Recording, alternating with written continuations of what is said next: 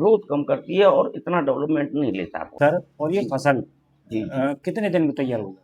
किसान भाइयों, आप लगाने जा रहे हैं 2026 में धान फसल, तो सबसे पहले जानना जरूरी है 2026 में धान की कौन कौन सी ऐसी वैरायटी हैं जो टॉप वैरायटी हैं, इनसे अच्छी पैदावार मिल सके और अच्छा भाव मिल सके। तो पूरी जानकारी के लिए हम पहुंचे हैं एक दुकान पर, वीडियो में बने रहें, चैनल को सब्सक्राइब कर लें और जो दुकानदार हैं उनके माध्यम से जानकारी साझा कर लेते हैं। ले लेते हैं हमारे साथ जो दुकानदार हैं। आप बहुत बहुत स्वागत है साहब आपका।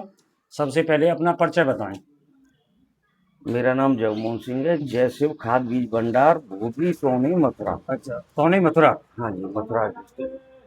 तो मैं आपके माध्यम से सब एक जानकारी चाहता हूँ, जैसे 2026 में हमारे किसान भाई जी धान फसल लगाने जा रहे हैं, तो सबसे पहले जानना जरूरी है कि 2026 में धान की कौन सी जो टॉप वैरायटी हैं जिनसे पैदावार ज़्यादा मिल सके, समय पर खेत खाली हों, और साथ ही साथ जब मंडी में धान जाए तो उसका अच्छा भाव मिल सके। तो हमारे किसान भाइयों को एक एक करके बताएं कि इस बार कौन सी टॉप वैरायटी है। जो रीति वैरायटी जी उनमें 1509 और 1692 आती है। तो 1509 थोड़ा सा लोग कम कर रहे हैं, तो उसमें बकानी का रोग आता है। जी 1692 पे ज्यादा जोर दे रहे हैं। जी। और 1509 में जो चमक है वो 1692 में नहीं आती है। नहीं। रेट उसका कुछ न कुछ बढ़िया रहता है। परंतु हमारे क्षेत्र में जी यही दो वैरायटी ज्यादा बोई जाती हैं, क्योंकि आलू की खेती होती है। जी। तो ये समय से पकती हैं, आलू आराम से बोया जा सकता है, कोई परेशानी नहीं होती है। वैसे 17-18 भी है, 11-21 भी है, बहुत वैरायटियां हैं। जी। परंतु ये दोनों वैरायटी हमारे क्षेत्र में ज्यादा बोई जाती हैं और हम इनको ही बेचते हैं। अच्छा उनका बीज हम रखते भी नहीं है, क्योंकि कोई लेता भी नहीं है। लेता है तो थोड़ा बहुत लेता अच्छा, यानी कि आपके क्षेत्र में है। जी। 1509 की बात करें और या 1692 की 1692 की बात बात करें, करें। ये दोनों वैरायटियों का प्रचलन ज़्यादा चल रहा है। जी। अच्छा, इनका जो सही समय है, सबसे पहले बात कर लेते हैं, नर्सरी को कब से लेके कब तक डाल सकते हैं? इन दोनों वैरायटियों की नर्सरी 30 से स्टार्ट कर सकते हो। जी अगेती वाले 5-7, जी। उसमें आलू थोड़ा कठिन पड़ता है। नहीं, जैसे बहुत से हमारे किसान भाई हैं धान लगाकर जैसे गेहूं लगाते गेहूं हैं। लगाते हैं तो 25 तक डाल दें आराम से, कोई बात नहीं है। अच्छा। 25 जुलाई तक डाल दें, वो 25 सॉरी जून तक डाल दें तो कोई परेशानी नहीं। यानी कि नर्सरी को 3 स्टेप में, 3 स्टेप यानी में, कि 5-6 जून तक, 5-6 उसके जून, बाद में 15 जून तक, और और उसके बाद में 25 जून तक। 25 जून तक। हाँ, डाल दें। यानी 3 स्टेप में डाल हाँ सकते हैं। हाँ। अच्छा, जैसे सही समय इसका क्या है जिससे पूरी पैदावार मिलती है? सही समय इसका ये है कि 7 जून को अगर नर्सरी डाली जाए जी और जुलाई के फर्स्ट वीक में धान लग जाए। जी वैसे इसकी नर्सरी 25 दिन में तैयार हो जाती है जी। और 25 दिन बाद धान लगाया जा सकता है आराम से। न वो छोटी रहती है, न बड़ी ज्यादा होती है। अच्छा अच्छा। और वैसे नर्सरी लगाने का टाइम भी 24 से 28 का ही है। जी 24 से 28 तक लग जानी चाहिए। 1 महीने की नर्सरी होने पर थोड़ी सी ग्रोथ कम करती है। यूँ तो लोग 35 दिन की पौध को लगा देते हैं, पर वो ग्रोथ कम करती है और इतना डेवलपमेंट नहीं लेता है पौधा, जितना डेवलपमेंट कच्चा पौधा लेता है। तो कितने दिन तक नर्सरी लग जानी चाहिए, ट्रांसप्लांट जो है हो जाना चाहिए? 22 दिन के बाद में प्लांट को ट्रांसप्लांट कर देना चाहिए। अच्छा अच्छा। हाँ, नर्सरी से खेत में लगा देना चाहिए और 28 दिन तक लगा दो, बढ़िया रहता है। बढ़िया रहता है। अच्छा, इस समय जो वैरायटी हैं आपके पास में, जी। जैसे कई वैरायटी देख रहे हैं, हम अलग अलग कंपनी की जो हाँ वैरायटियां हाँ, हैं। हरियर है, जी नवरत्न के हैं जी 1692 में और 1509 में। जी। और राशि का भी सीड आता है, श्री राम का भी आता है, यूँ तो बहुत सीड आते हैं। अच्छा अच्छा। हाँ।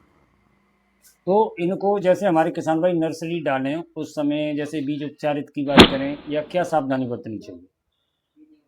वैसे तो सब कंपनी अपना उपचारित करके बीज भेज ही रही है, जी पर फिर भी अपने लिए जो है साफ वगैरह या थायोफेनेट मिथाइल है, उससे, ये थायोफेनेट मिथाइल है, जी। इससे थोड़ा सा ट्रीट कर लें। और ज़्यादा नहीं, ये 5 ग्राम पर केजी के हिसाब से लगता है। 5 ग्राम पर केजी? 5 ग्राम पर केजी के हिसाब से इसको, जैसे घोल बना रहे हैं उसी में डाल लें और घोल के पानी को नर्सरी में लगा दें। घोल के पानी को फेंके ना, अच्छा, घोल के पानी को। वो फेंके ना, और नर्सरी जब लगाएं उसमें डाल दें तो वो खेत में भी फायदा करेगा। अच्छा, खेत में भी फायदा। दोनों काम हो जाएंगे, इधर बीज हो गया ट्रीटेड और खेत हो गया ट्रीटेड। अच्छा, दोनों काम। हाँ, दोनों काम हो जाएंगे, उसको फेंकना बेकार है।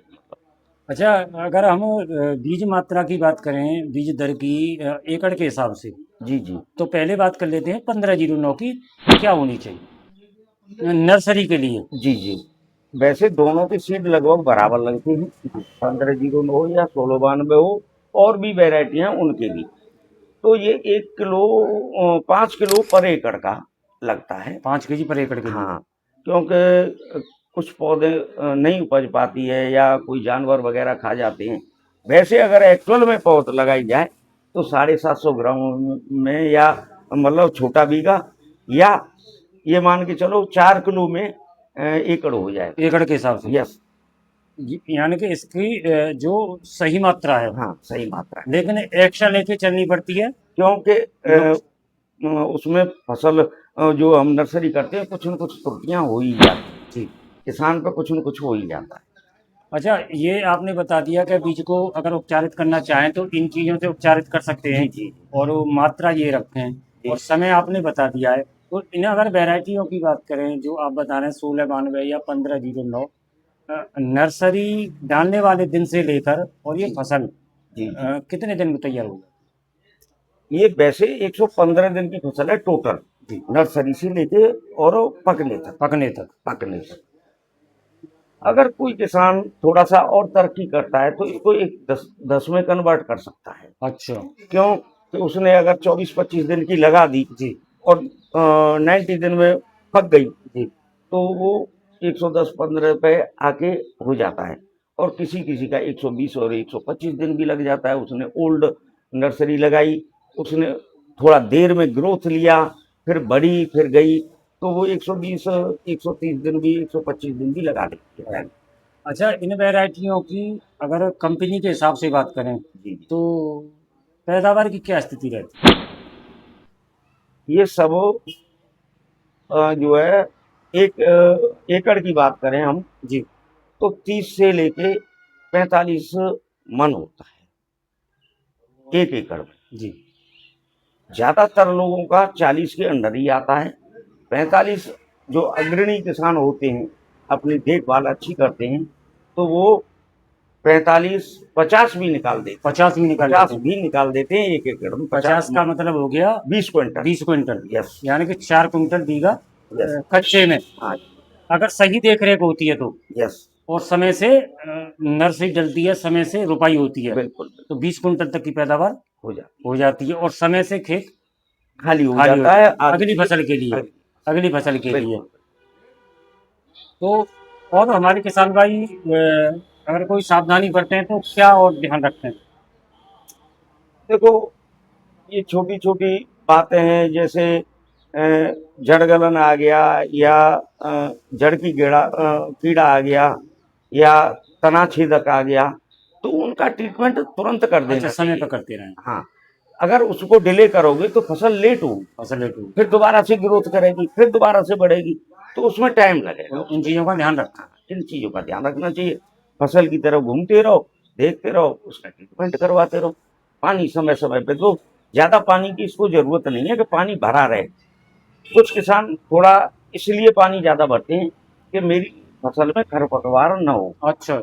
खरपतवार न हो तो चलो मान लिया कि आपके एक 25 दिन की फसल होगी, जब तक खरपतवार हो सकता है उसके बाद पानी को कम कर दो। जैसे बिल्कुल सफेद न हो, नमी बनी रहे धान में, बाकी ज्यादा पानी की जरूरत नहीं है। हाँ, नमी बनी रहे बस, और उसके बाद पानी देते रहो। तो किसान भाइयों, हमारे साथ जो दुकानदार हैं उन्होंने पूरी जानकारी बताई है कि किस वैरायटी का कितना समय है, कितनी बीज की मात्रा रखें और कैसे उपचारित करें। तो उम्मीद है ये जानकारी आपको सही लगी होगी। वीडियो में समय देने के लिए बहुत बहुत धन्यवाद।